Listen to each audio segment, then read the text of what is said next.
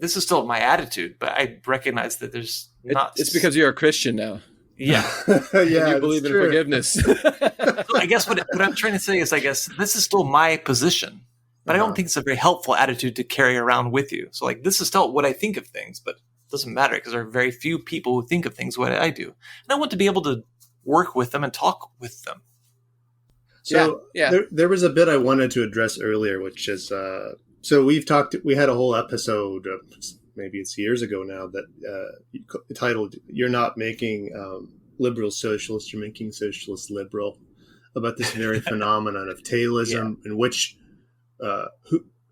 where's the head and where's the tail? And the tail has always, in this formation of whatever you want to call it, united frontism or faux united frontism, it's always the liberals that have hegemony.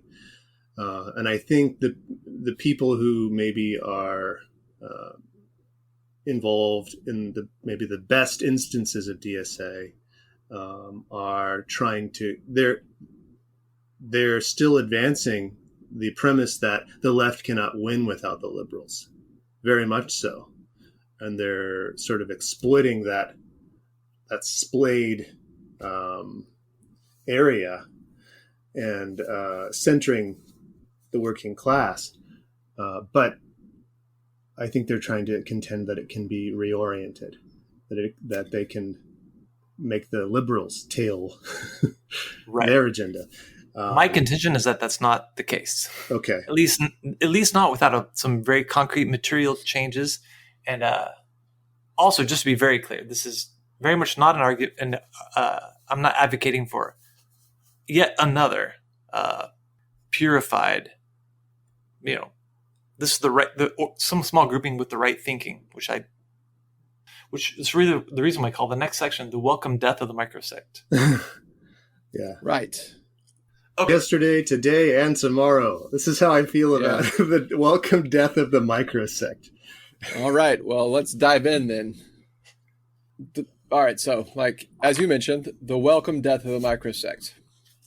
None of us believe that the future party exists prefabricated in our heads.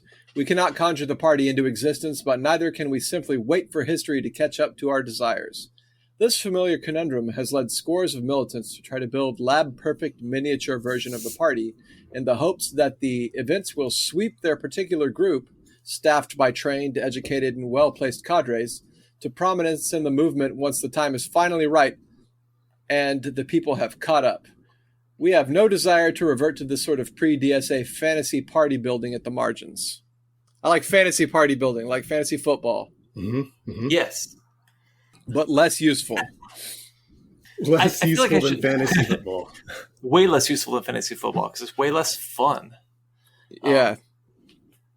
Yeah, that's all. Just so however much I feel like that the Bernie campaign did not really transform the left in this country. I still very much don't think that the answer is to go and start the Revolutionary Communist International, whatever, Unified Marxist-Leninist continuity, something, group of 24 with 12 of your friends and then 12 people who you're skeptical of. That's just not I'm never going to advocate for that. All right. However much the coroner's report on a given group might explain away their terminal decline as a matter of an entrenched leadership culture or the result of some suppressed internal scandal, the reality is that these groups couldn't fulfill the mission for which they established themselves. Whether as the legitimate continuation of the refounded Fourth International or as the true spirit of Marxism, Leninism, Maoism against countless revisionist heresies, the revolutionary left of the last generation purported to be training leaders who could, when the moment of rupture arose, give coherence to an energetic but diffuse mass struggle. The period from the 2008 financial crash to the 2020 pandemic was a series of tragic case studies that served to illustrate just how inadequate they were. Despite you fucked me up, Jason. Don't be messing with that while I'm reading it.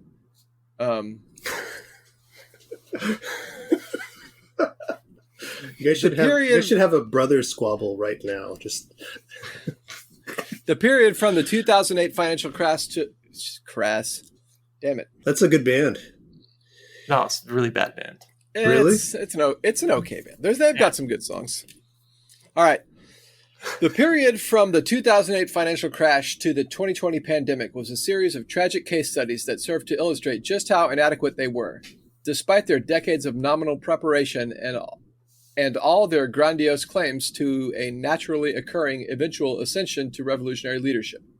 Yeah, sorry. Whenever you like got rid of the pink background, like my eyes just like reverted to somewhere else on the screen, and I completely lost where I was reading from. No, he was helping you. Yeah, it's very clear. No, yeah, sorry about that. I do like that background though, so leave that like that. I have nothing to say about this. It is all self-evidently correct. Just the narration of your young adult life. Yeah. Yeah. Really, it's about a decade of just deep tragedy when you think back to all of the missed opportunities, despite having spent several decades prior to that decade preparing for that decade. We're just like, oh, well, Right. Couldn't do anything different at all. Yeah. Although, coming from the perspective that everything matters, even in a kind of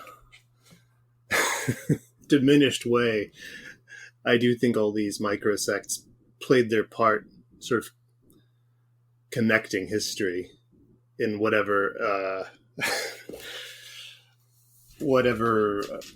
exaggerated or inaccurate form. It's kind of like it's very similar to the way that I Yeah. Go ahead. You say that first. Well, by reading against them, you can kind of connect. We can connect ourselves to the previous moments, the lefts that we want to inherit from.